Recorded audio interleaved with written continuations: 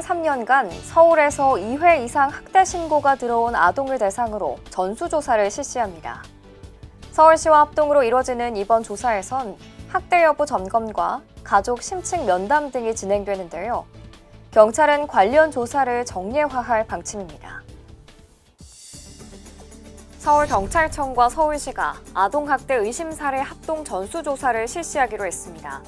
대상은 최근 3년간 2회 이상 학대 신고가 들어온 가정으로 관련 아동은 모두 688명, 기간은 3월 8일부터 다음 달 말까지입니다. 학대 예방 경찰관과 자치구 학대 전담 공무원, 아동보호기관 관계자로 구성된 조사단은 학대 여부 조사와 함께 해당 가정이 처한 환경 등에 대해 가족 심층 면담도 진행할 계획입니다. 전수조사는 올해 10월에도 이루어질 예정이고 매년 실시하는 등 정례화하여 아동학대 사각지대가 발생하지 않도록 전문가들은 이번 조사가 실질적인 학대 예방 효과로 이어지기 위해선 정확한 상황 진단과 이와 관련된 유관기관의 지속적 모니터링과 지원 등이 뒤따라야 한다고 강조합니다. 신고받은 가정은 위기 가정이다라고 생각하면 좋아요. 그게 한 번이건 두 번이건 간에 그 지역사회에서 관심을 갖고 돌볼 수 있게 하는 지원 체계를 좀 더 풍성하게 마련해 주는데 초점이 맞춰져야 되는 거죠. 잇따른 아동학대 사건이 사회에 충격을 주고 있는 가운데 학대 발생 가정을 처벌 관점이 아닌 보호 지원 대상으로 접근하는 노력이 필요하다는 지적입니다.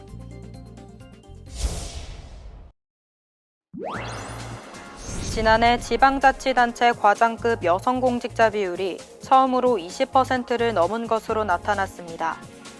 여성가족부에 따르면 지방에 근무하는 5급 이상 공무원 중 여성의 비율은 2018년 15% 수준에서 점차 늘어 지난해 20.8%로 집계됐고 중앙부처 본부과장급도 여성이 22.8%를 차지했습니다. 지난해 공공부문 가운데 여성관리자 비율이 가장 높은 곳은 교육부로 여성 교장교감의 비율이 44.5%에 달했습니다. 반면 여성관리자 비율이 가장 낮은 기관은 2.7%에 그친 해양경찰청이었습니다. 지난 2일 전국의 학교들이 개학하면서 등교 수업과 더불어 지난해처럼 온라인 원격 수업도 병행하고 있는데요. 정부가 개발한 원격 수업 플랫폼이 말썽을 일으키며 학생과 학부모들이 불편을 겪고 있습니다. 맘카페 등 온라인 커뮤니티에는 EBS 원격 수업 플랫폼인 온라인 클래스가 먹통이란 게시물이 잇따라 올라왔습니다. 접속이 원활하지 않거나 수업 화면이 뜨지 않는다는 내용입니다. 재접속하라 그래서 재접속하면 이제 한참 기다려야 되고, 그래서 그런 과정에서 출결 확인하는 조회 시간을 놓친다던가. 온라인 클래스를 비롯해 또 다른 원격 수업 플랫폼인 이학습터에서도 비슷한 오류가 이어지고 있었던 상황. 현장의 불편이 커지자 교육부는 서버 자체의 문제는 아니라면서 일부 프로그램에서 발생한 오류를 즉각 시정하며 모니터링하고 있다고 해명했습니다. 그러나 교육 현장에선 예고된 혼란이라는 비판의 목소리가 적지 않습니다. 교육부가 새 기능을 탑재한 원격 수업 플랫폼을 개학 직전에 늑장으로 내놓은 탓에 적응 기간이 부족했다는 지적입니다. 학교마다 혼란들이 좀 있었고요. 상당수가 줌이라던가 제2의 방법들을 좀 찾아서 진행은 되고 있는 것 같아요. 온라인 클래스 통해서 준비했었던 선생님들 입장에서는 많이 어려움이 있죠. 앞서 등교 수업이 이루어진 일부 학교에선 학생들이 스스로 건강 상태를 체크하도록 하는 자가진단 앱이 제대로 작동하지 않으며 혼선을 빚기도 했습니다. 교육당국의 일부 미숙한 운영에 곳곳에서 볼멘 소리가 나오고 있습니다.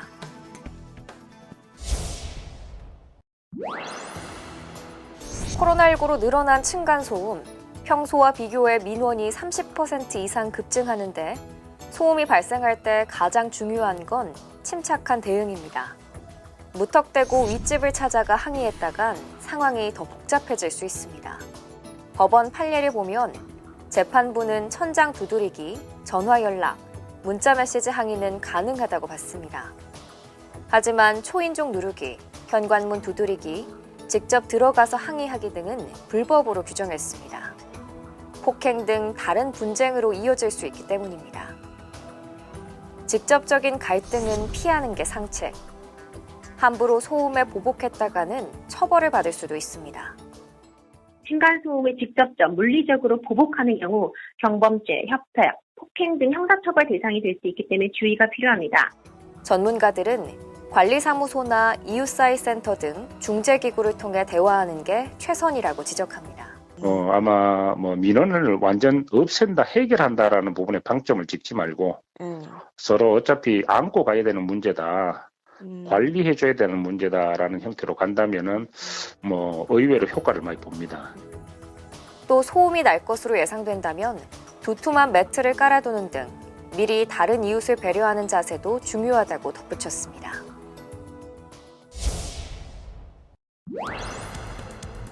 이번 겨울은 계절성 대표 감염병인 독감이 유행하지 않고 지나간 것으로 나타났습니다. 질병관리청에 따르면 독감 유행이 본격화하는 시기인 지난해 44주차부터 올해 8주차까지 외래 환자 1000명당 독감 의심 환자 수는 2명 안팎으로 유행주의보 발령 기준인 5.8명을 계속 밑돌았습니다. 코로나19 예방을 위해 마스크 착용과 개인 위생 관리를 철저히 한 덕분으로 풀이됩니다. 또 작년과 재작년 모두 36주차에 처음으로 인플루엔자 바이러스가 검출된 것과 달리 지난해 하반기에는 단 한 건도 바이러스가 나오지 않았습니다. 유명인이라며 최근 SNS 등에서 퍼진 이성, 동성 간 성적 영상물. 관계없는 사진들이 합성된 딥페이크 알패스물로 최근 늘고 있는 사이버 성폭력 범죄입니다. 지난해 N번방 등 사건을 계기로 경찰 디지털 성범죄 특별수사본부가 설치되면서 강력 대응에 이어졌지만 신종수법까지 잇따르고 있는 겁니다. 경찰이 온라인상 성폭력 범죄 수요와 공급 원천 차단을 위해 10월까지 불법 유통망과 공급책 집중 단속에 나서기로 했습니다. 대상은 기존 성착취물을 포함해 신종 성범죄물 제작, 유통, 소지 행위입니다. 이미 경찰은 딥페이크 같은 허위 영상물 제작 유포 사범 단속을 지난해부터 올해 4월까지 실시하고 있습니다. 텔레그램, 디스코드 등을 중점 단속 대상으로 선정해 엄정 수사하고 피해자 보호 지원을 위한 관계기관 협업 및 제도 개선도 적극 추진하겠습니다. 경찰은 공조수사를 통해 국외 도피 피해자를 신속 검거 송환하고 불법 행위로 얻은 범죄 수익금은 몰수와 추징 보전에 적극 나설 방침입니다. 또 온라인 성범죄 가해자와 피해자 다수가 10대 이하인 만큼 청소년 상대 교육 홍보 활동을 추진할 예정입니다.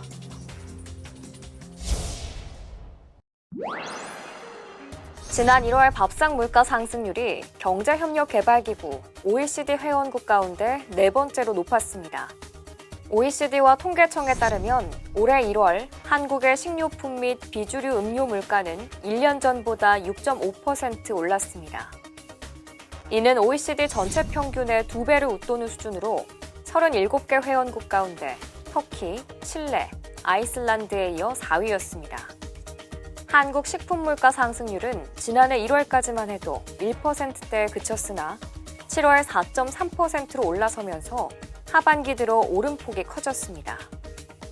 또 지난 2월 식품물가 상승률은 9.7%로 2011년 8월 이후 9년 6개월 만에 최고치였습니다. 코로나19 사태로 일회용품이 폭발적으로 증가하긴 했지만 반대로 제로 웨이스트 운동이 더욱 확산하는 계기도 됐는데요. 일회용품 쓰레기 없는 삶을 다양한 방식으로 실천하고 있는 사람들을 직접 만나봤습니다. 서울 동작구의 한 상점. 유기농 면으로 만든 마스크가 진열돼 있고 여러 번 쓸 수 있는 빨대도 눈에 띕니다. 플라스틱이 아닌 대나무로 만든 칫솔까지 친환경 소재를 사용한 이른바 제로 웨이스트 상품입니다.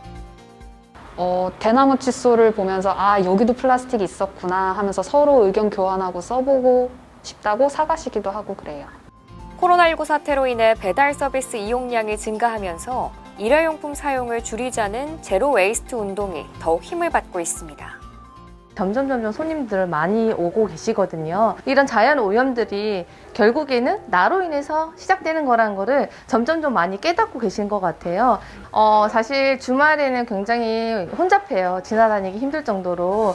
일회용기를 아예 쓰지 않는 식당과 카페도 등장했고, 환경단체는 기업과 함께 재사용 가능한 용기를 생산하는 캠페인을 진행했습니다. 일상생활 속에서 발생하는 쓰레기, 일회용 플라스틱 용기 같은 것을 최소화하는 데 초점을 맞춘 활동입니다. 지구를 깨끗하게 만들겠다는 생각에 기존의 삶을 조금씩 바꾸는 사람들은 점점 늘고 있습니다. 카페에 갈 때 텀블러를 가져가고 재사용 가능한 용기로 된 제품을 더 많이 사는 일상 속 실천. 더 나은 지구를 위해 작은 변화부터 시작하는 게 어떨까요?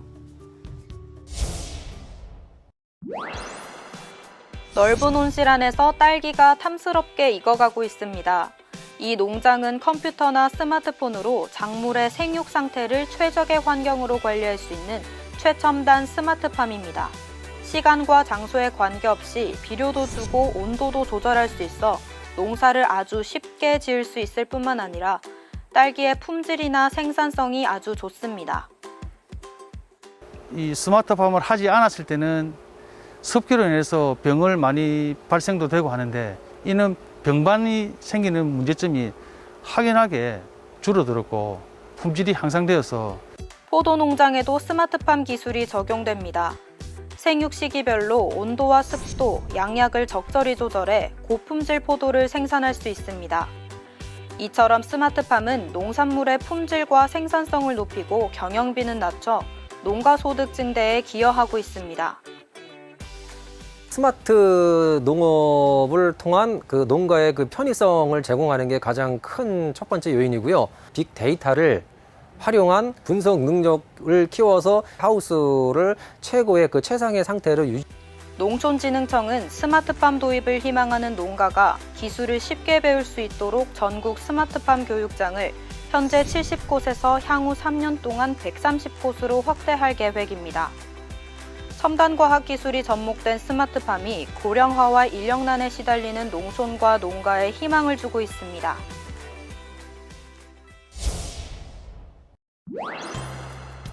넓은 바다 위로 어선 한 척이 지나갑니다. 김 양식장에 설치된 김발을 끌어올려 물김을 수확하는 겁니다. 작년 12월부터 수확이 시작됐는데 다음 달까지 이어질 예정입니다.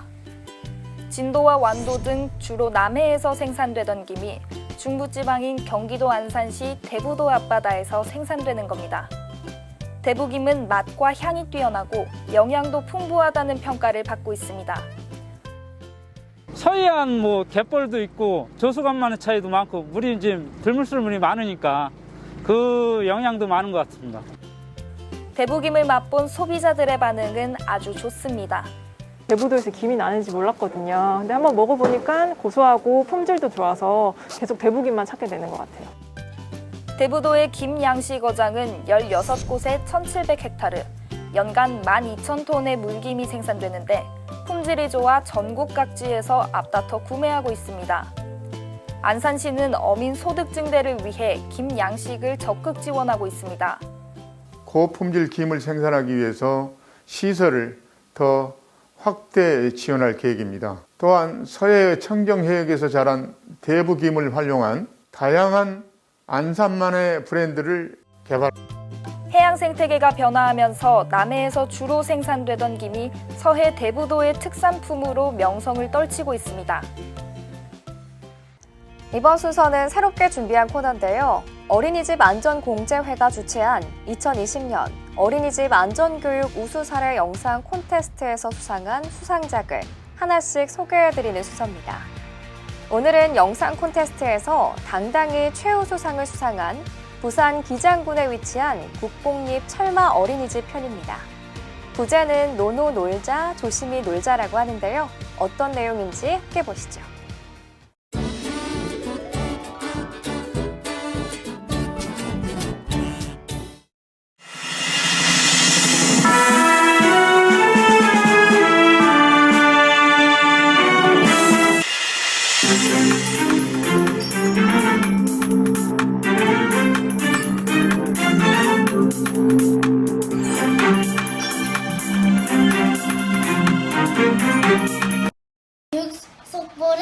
알려드립니다. 집에서 긴 시간을 보낸 아이들 안전사고가 많이 생겨나고 있습니다. 나가 있는 안전기자 연결해 보겠습니다.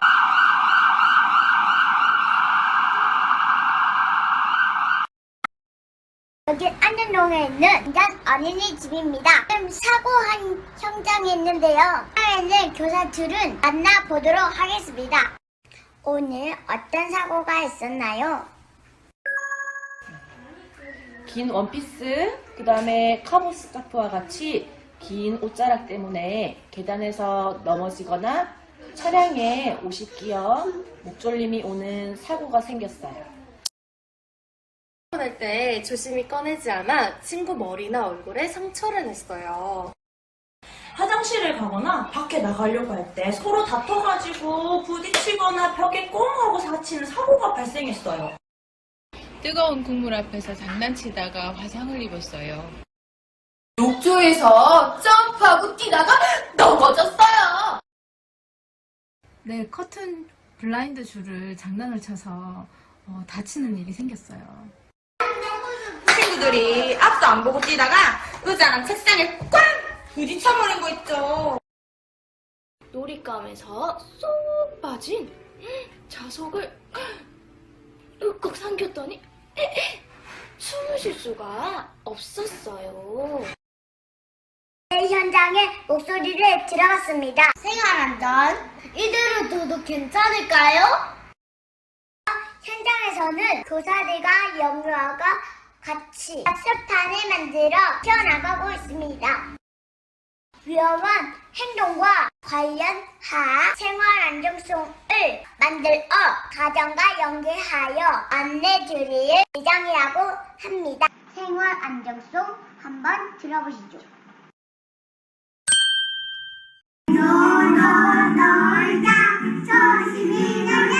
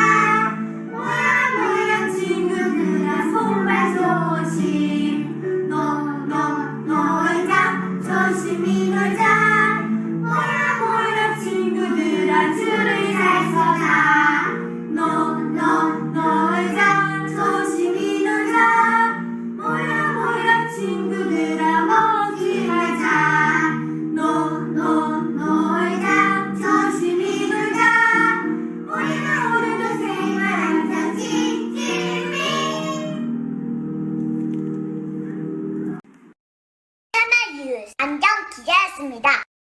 안전기자 수고하셨습니다. 생활안전 우리 모두 조심하고 실천해 나가야겠습니다. 이상 철마 뉴스 속보를 마치겠습니다. 시청해 주셔서 감사합니다.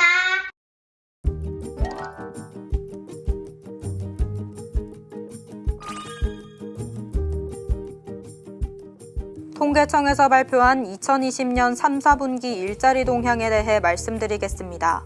전체 임금근로 일자리는 1910만 8천 개이고 전년 동기와 비교하여 일자리 36만 9천 개가 증가했습니다. 일자리 형태별 분포로 살펴보면 전체 일자리 중에서 전년 동분기와 동일한 근로자가 점유한 지속 일자리는 69.7%, 대체 및 신규 일자리를 포함한 신규 채용 일자리는 30.3%였습니다. 성별 일자리의 전년 동기 대비 증감을 살펴보면 남자는 8만 개, 여자는 28만 9천 개가 증가했습니다. 전체 일자리 대비 성별 비중은 남자가 57.7%, 여자는 42.3%를 차지했습니다. 연령대별 일자리의 전년 동기 대비 증감을 살펴보면 20대 이하와 30대는 감소한 반면 40대, 50대, 60대 이상은 증가했습니다.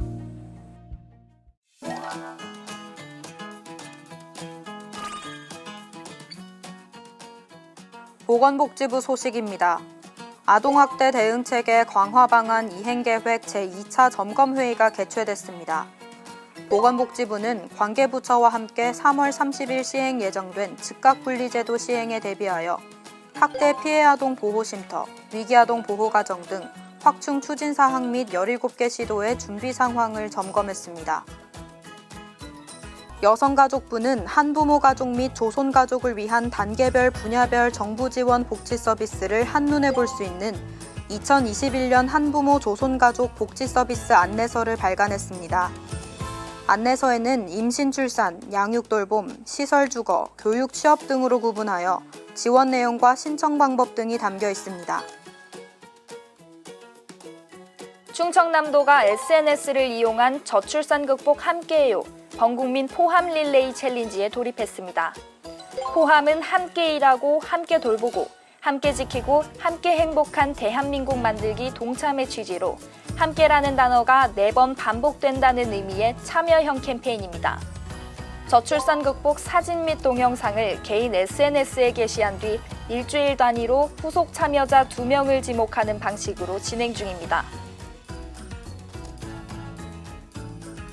인구보건복지협회가 비대면 시대의 우리 가족 이야기를 주제로 가족 참여 동영상 공모전을 개최합니다. 공모전 접수 기간은 3월 22일 월요일까지며 전 국민 누구나 참여 가능합니다. 작품 접수는 공모전 홈페이지를 통해 온라인으로 하면 됩니다. 장르는 제한이 없으며 분량은 1분 이상 5분 이내입니다. 자세한 공모전 정보는 홈페이지에서 확인하실 수 있으며 관련 문의사항은 인구보건복지협회 인구사업과로 문의하시면 됩니다. 많은 응모 부탁드립니다. 백신 접종이 시작되면서 카페나 식당 곳곳에서 생활 방역이 느슨해지고 있다고 합니다. 접종이 시작되고 면역력이 생기는 가을까지는 거리 두기, 마스크 쓰기 등을 철저히 하지 않으면 우리가 지금까지 해왔던 모든 노력과 결실이 한순간에 물거품이 될 수 있습니다. 백신이 모든 걸 한 번에 해결할 수는 없는데요. 예방접종의 효과가 나타날 때까지 긴장을 늦춰선 안 될 것입니다. 일과포커스 준비한 소식 여기까지입니다. 고맙습니다.